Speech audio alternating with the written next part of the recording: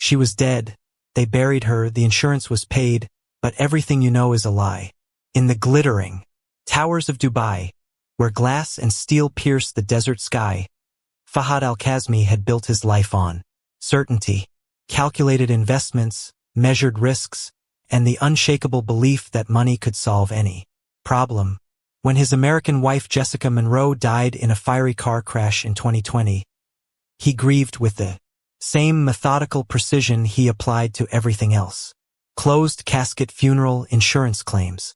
Processed grief counseling sessions scheduled like board meetings. 3 years later, her best friend from Seattle saw her face in a Facebook video. She was alive. It started with a tap on a screen one lazy Sunday evening. Sarah Mitchell was scrolling through Facebook, passing time in the way people do, half interested, not looking for anything in particular. Promotional video for a plant nursery in Tucson had been shared by a friend who collected succulents. Was amateur footage, the kind that local businesses posted to show their community involvement. Workers were loading desert plants onto delivery trucks, smiling at the camera after what looked like a successful weekend sale. One face froze her. Back row, third from the left, there she was, or someone, who looked exactly like her. The woman was listed in the caption as Emily Rhodes, but the resemblance was impossible to ignore. Not just in the general shape of her features, but in the small things. The way she tucked her hair behind, her left ear when she smiled, the slight dimple that appeared only when she laughed genuinely, and, unmistakably, the tiny scar above her right eyebrow from a childhood accident that Jessica had told her about a dozen times. Sarah didn't call Fahad right away. At first, it felt impossible. People resembled one another all the time.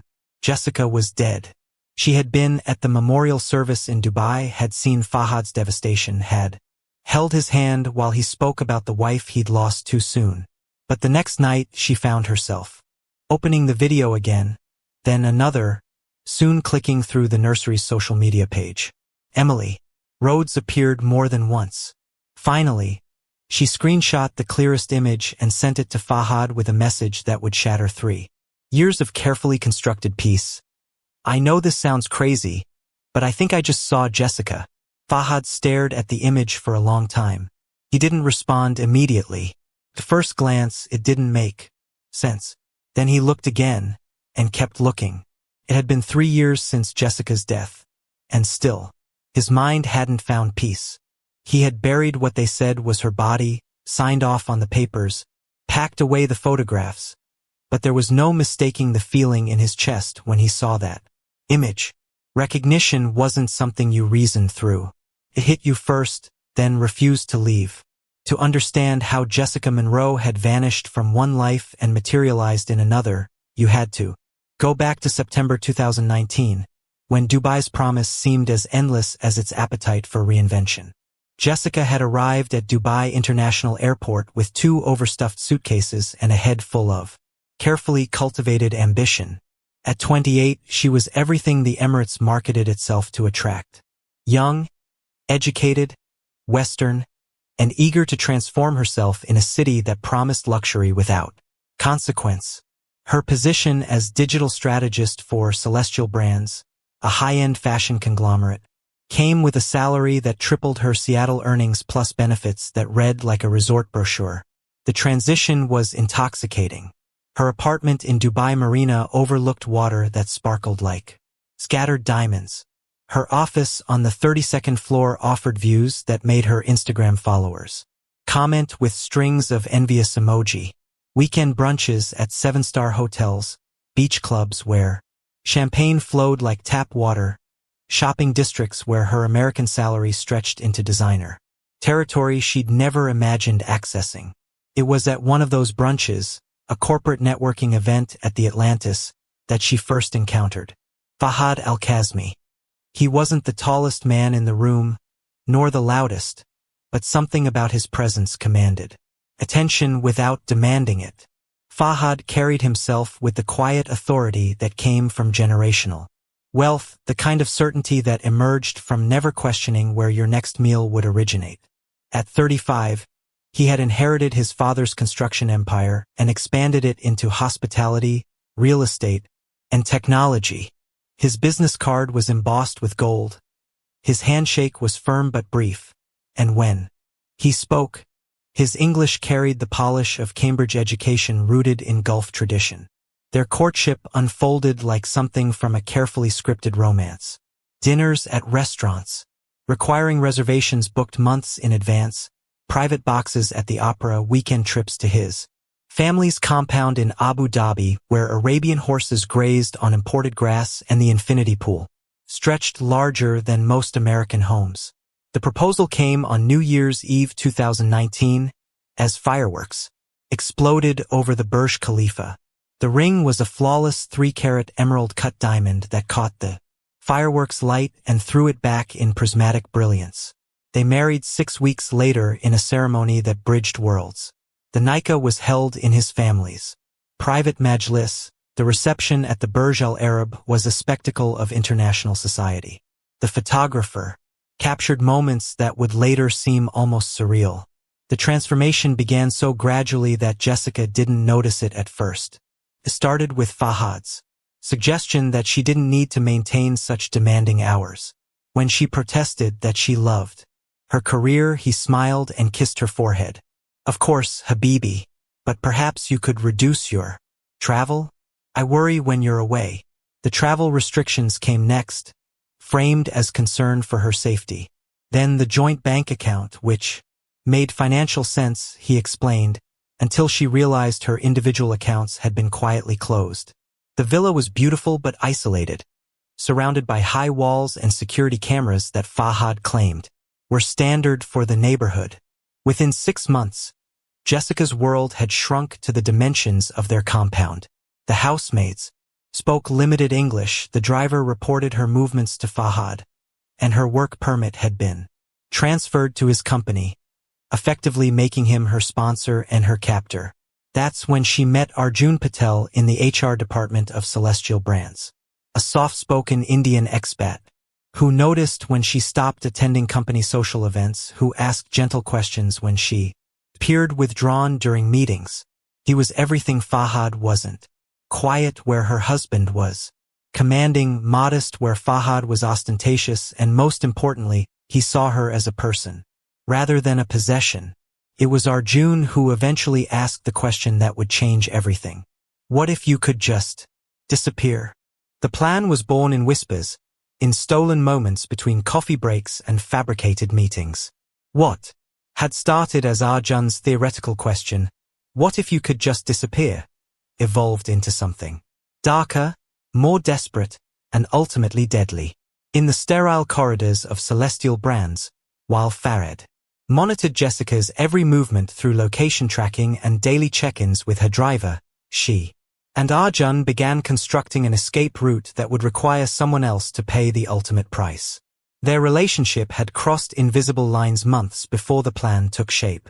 It began with lingering glances during department meetings, progressed to text messages deleted immediately after sending, and culminated in brief encounters in the company's underground parking garage where security cameras had convenient blind spots.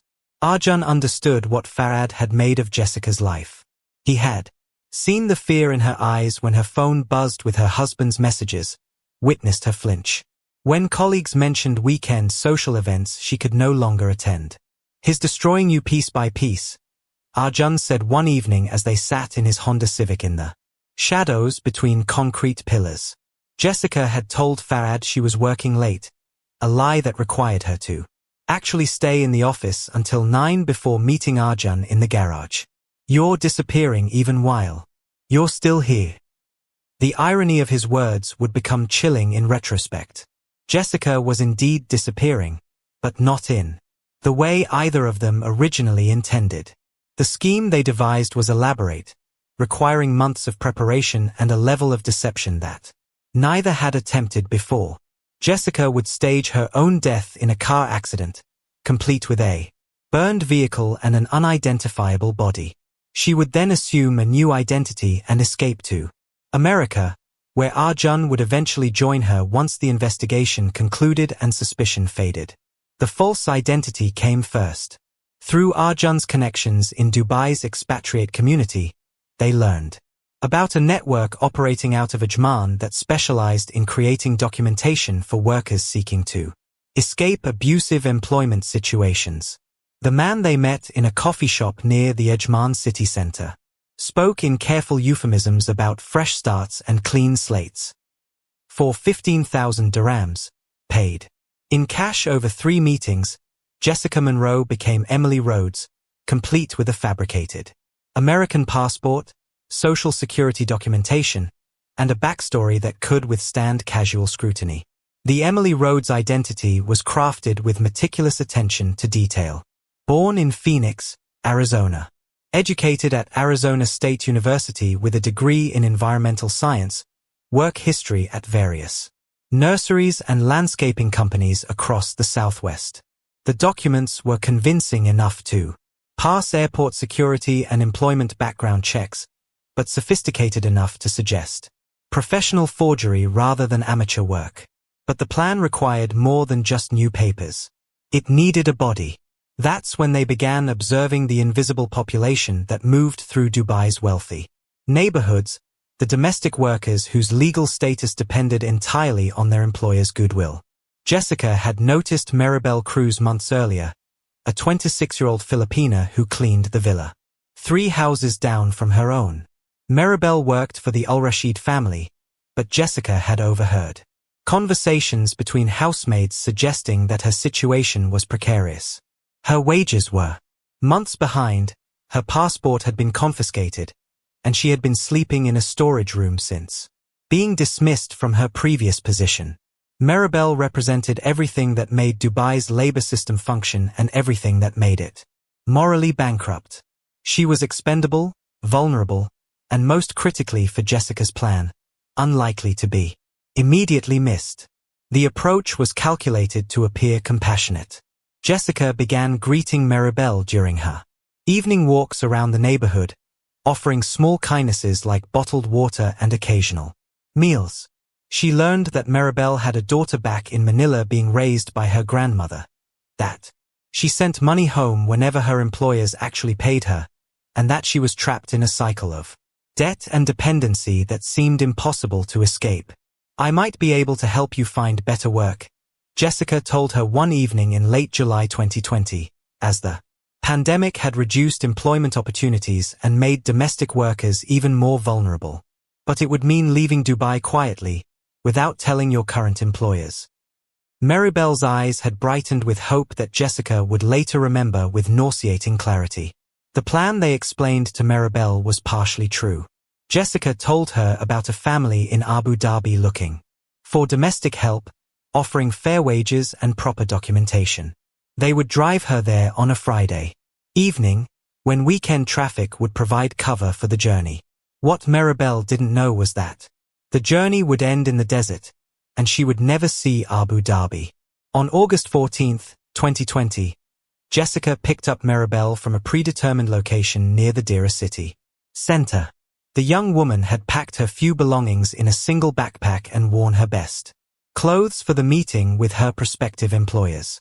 Jessica had prepared tea in a thermos, laced with enough sedatives to ensure Maribel would fall unconscious during the drive. The plan was for Maribel to sleep peacefully, for Jessica to dress her in her own clothes and jewelry, place her in the driver's seat of Jessica's BMW, and stage a crash that would result in a fire hot enough to make identification difficult but not impossible. Dental records would eventually confirm the identity. Insurance would pay out, and Jessica Monroe would be officially dead while Emily Rhodes built a new life in Arizona. But sedatives were unpredictable, especially when combined with dehydration and malnutrition. Maribel's breathing became shallow, then irregular, then stopped entirely somewhere along the Emirates Road between Dubai and Al Ain. By the time Jessica realized what had happened, they were in the desert with a dead woman and a plan that had already gone catastrophically wrong.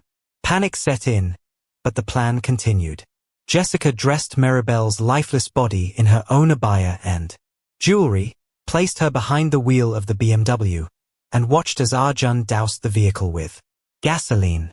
The fire that followed burned hotter and longer than they had anticipated, consuming everything that might have provided easy identification while leaving just enough evidence to suggest Jessica. Monroe had died in a tragic accident. The flames reflected in Jessica's eyes as she stood in the desert watching her old life burn away. But what she saw in those flames wasn't freedom. It was the face of a young woman who had trusted her with hope and received death in return. The call came to Dubai police at 6:47 a.m. on August 15, 2020. A utility worker checking power lines along the Al Ain Dubai highway had spotted smoke rising from a rocky outcrop approximately 2 kilometers from the main road. When the first responders arrived, they found the charred remains of a white BMW X5, the license plate heat-warped but still readable. The vehicle was registered to Jessica Monroe, wife of prominent businessman Fahad Al-Qasmi. Inside the twisted metal skeleton, they discovered what appeared to be a single occupant. The body had been consumed almost entirely by flames that had burned with unusual intensity, leaving only fragments of bone and ash scattered throughout the passenger compartment. Personal effects had fused to the metal floor. A melted gold wedding band, a partially intact designer handbag, and the remains of what appeared to be a mobile phone were recovered from the debris. The scene told a story that investigators accepted without question. Tire marks suggested the vehicle had left the highway at high speed, possibly due to driver fatigue or momentary distraction. The impact with the rocky terrain had likely caused immediate unconsciousness, preventing escape when the fuel tank ruptured and ignited. There were no skid marks indicating attempted braking, no signs of mechanical failure, no evidence of another vehicle's involvement. When police arrived at the villa in Emirates Hills to deliver the news, they found Fahad preparing for another day of meetings, reviewing contracts over his morning coffee. The knock on the door came with the weight of finality. The officer's words were careful, professional, devastatingly precise. Mr. Al-Qasmi, we regret to inform you that your wife has been involved in a fatal traffic accident. Fahad's response was immediate and visceral. The coffee cup slipped from his hands, shattering against the marble floor in patterns that would remain etched in his memory. He asked no questions about speed or impact or whether she had suffered. His first words were a whispered "Where is she?" followed by a longer silence that filled the foyer like poison gas. The identification process was handled with bureaucratic efficiency. Dental records confirmed what the jewelry and vehicle registration had already suggested. The remains belonged to Jessica Monroe, American citizen, age 31, wife of Fahad Al-Qasmi. The death certificate was signed within 48 hours, listing the cause as traumatic injuries sustained in a motor vehicle accident, with contributing factors of severe thermal burns. The funeral arrangements revealed Fahad's psychological state more clearly than any grief counselor's assessment. He insisted on a closed casket, claiming Islamic tradition, though Jessica had never converted. The service was held at the Jumeirah Mosque, with readings from both the Quran and the Bible. Jessica's colleagues from Celestial Brands attended in uncomfortable silence, unsure how to console a man whose wife had died alone on a desert highway. The insurance investigation was routine, almost perfunctory. Jessica's life insurance policy, purchased 6 months after their marriage, was substantial but not suspicious given Fahad's wealth. The investigators interviewed Fahad, reviewed Jessica's medical records, examined the accident scene, and found nothing to suggest fraud or foul play. The payout of 2.8 million dirhams was processed within 6 weeks. Meanwhile, 3,000 miles away, Emily Rhodes was learning to exist. She had arrived at Phoenix Sky Harbor International Airport on August 20th, 5 days after Jessica Monroe's funeral, carrying a single suitcase and documentation that transformed her from a dead woman into a living ghost. The passport control officer barely glanced at her documents before stamping her entry into the United States. Emily Rhodes had come home. Tucson became her sanctuary by design rather than preference. The city was large enough to provide Anonymity but small enough to avoid the sophisticated surveillance systems of major metropolitan areas. She rented a modest apartment in a complex that catered to transient residents, paying 6 months in advance with cash that Arjun had smuggled out of Dubai through a network of Hawala money transfers. The Desert Bloom nursery hired Emily Rhodes without extensive background verification.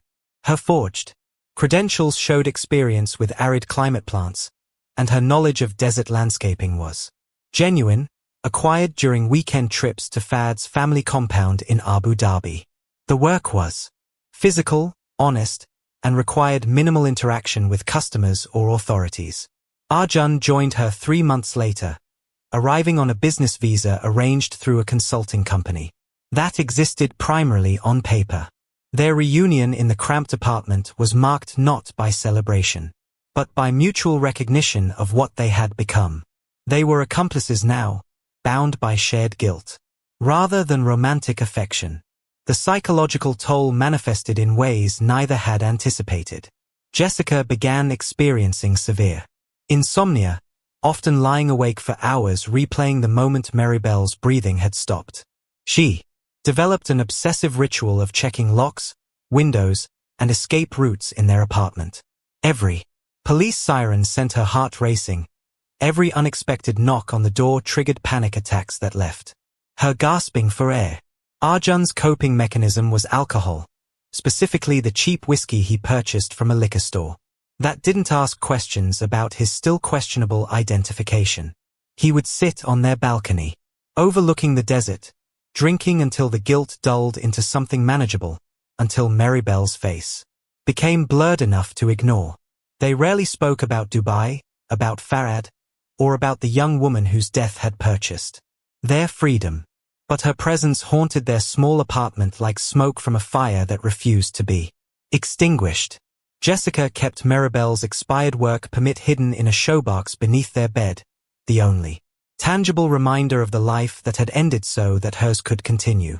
The photo was taken on a Tuesday morning in March 2023, in the sterile fluorescent lighting of the Arizona Department of Motor Vehicles office on East Valencia Road. Emily Rhodes had arrived early, hoping to avoid crowds, carrying documents that identified her as a 3-year resident of Tucson, seeking to renew her driver's license. The clerk was efficient, disinterested, processing the paperwork with the mechanical precision of someone who had handled thousands of similar transactions. "Look directly at the camera, please. No smiling." The flash captured an image that would trigger a cascade of digital recognition systems, facial mapping algorithms, and international law enforcement protocols that Emily could never have anticipated. Within hours, that photograph had been cross-referenced against databases maintained by Homeland Security, Interpol, and through information-sharing agreements that connected American systems to those maintained by allied nations, including the United Arab Emirates. The match came back with a confidence rating of 94.7%. Emily Rhodes bore an identical facial structure to Jessica Monroe, an American citizen reported deceased in Dubai in August 2020. The initial flag was automatic, generated by software designed to detect identity fraud, but the implications required human analysis. Agent Sarah Chen of the FBI's Phoenix Field office received the alert on a Thursday afternoon while reviewing cases involving document fraud in immigrant communities. The file was thin but troubling. A woman presumed dead for nearly 3 years was apparently alive and well, living under a false identity in Arizona. The case was immediately escalated to the Bureau's International Operations Division. Within 24 hours, Agent Chen was coordinating with Lieutenant Colonel Hassan Al-Mahmoud of the Dubai Police Criminal Investigation Department. The Emirates maintained sophisticated law enforcement relationships with Western allies, and the possibility that an American citizen had faked her death on UAE soil was treated as a matter requiring immediate bilateral cooperation. The digital forensics team began reconstructing Emily Rhodes' life with methodical precision. Bank records showed modest but consistent income from Desert Bloom Nursery, rental payments to Sunset Gardens apartment complex, Utilities registered in her name since September 2020. Cell phone records. Revealed limited social contact, mostly work-related communications and a pattern of calls to and from a number registered to Arjun Patel, who had entered the United States on a business visa shortly after Emily's arrival. More sophisticated analysis revealed deeper connections. Credit monitoring systems showed that Emily Rhodes had never existed before August 2020. Her social security number, while functional, showed no employment history, no credit applications, no educational records before that date. The identity was constructed, professional, and expensive. Dubai authorities reopened the Jessica Monroe case with new urgency. The original accident investigation, conducted with routine thoroughness, was subjected to forensic re-examination. Traffic cameras along the Al Ain highway were reviewed frame by frame. The burned BMW was retrieved from the police impound facility where it had been stored pending insurance disposal. Advanced forensic analysis of the vehicle revealed inconsistencies that had been missed in the original investigation. Accelerant residue suggested the fire had burned hotter than would be expected from a fuel tank rupture alone. The positioning of the remains within the vehicle was inconsistent with impact patterns. Most significantly, dental records that had been used to confirm Jessica Monroe's identity were re-examined and found to match not Jessica, but dental impressions from an unidentified woman whose records existed in Filipino immigration databases. While investigators built their case across 2 continents, Emily Rhodes was beginning to sense that her carefully constructed world was shifting beneath her feet. It started with small things. A car that appeared to be following her route to work, parking 2 spaces away from her usual spot for 3 consecutive days. Phone calls that connected but produced only silence before hanging up. A man in a business suit asking questions about her at the nursery, claiming to be from an insurance company investigating workers' compensation claims. Arjun noticed the surveillance before she did. His experience in Dubai's expatriate community had taught him to recognize the signs of official attention. When he mentioned seeing the same sedan parked across from their apartment complex on multiple evenings, Emily's paranoia crystallized into certainty. They were being watched. The pressure manifested differently in each of them. Emily became hypervigilant, checking escape routes, counting cash reserves, researching countries without extradition treaties. She stopped sleeping more than 3 hours at a time, startling awake at every sound from the parking lot below their window. Arjun began drinking earlier in the day, often starting with beer at lunch and progressing to whiskey by evening. But more troubling was his behavior during phone calls, conversations he conducted in Hindi. While stepping onto the balcony, speaking in urgent whispers that ended abruptly when Emily approached. The betrayal, when it came, was both inevitable and devastating. Emily discovered the evidence on a Wednesday evening while Arjun was at what he claimed was a job interview. His laptop, normally password protected, had been left open on their kitchen table. The browser history showed searches for Dubai Police International Cooperation, FBI Witness Protection programs, and most damning, immunity agreements for cooperation in federal cases. Email fragments, partially deleted but still cached, revealed communication with someone identified only as S. Chen regarding cooperation in ongoing investigation and protection arrangements for cooperating witnesses. Arjun had been negotiating his own survival, trading information about Jessica's plan for legal immunity and protection from prosecution. The man she had trusted with her darkest secrets, who had helped her burn Maribel Cruz's body in the desert, was preparing to deliver her to the authorities who had been closing in around them for months. When Arjun returned that evening, Emily was sitting at their kitchen table with his laptop open between them, her face illuminated by the screen that displayed his electronic treachery. "How long?" she asked, her voice steady despite the trembling in her hands. Arjun's silence was answer enough. The walls weren't just closing in anymore.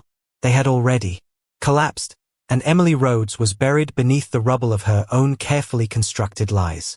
The letter was written on stationery from the Desert Bloom Nursery, the kind used for customer receipts and inventory notes. Emily Rhodes had taken it home on her last day of work, though she hadn't known it. Would be her last day when she folded the sheets into her purse alongside the bottle of sleeping pills she'd been accumulating for months. She wrote in careful handwriting, the kind taught in American elementary schools, forming each letter with deliberate precision.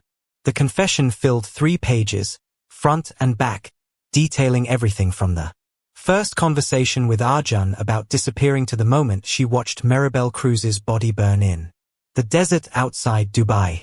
She signed it twice, once as Emily Rhodes and once as Jessica Monroe, as if acknowledging the death of both identities. The letter was addressed to no one and everyone. To Fahad, whom she had betrayed and deceived. To Maribel's family in Manila, who deserved to know how their daughter had died. To the investigators who had spent years searching for truth in a case built on lies. And finally, to herself, the woman who had traded an innocent life for freedom and discovered that the price was higher than any human soul could afford to pay.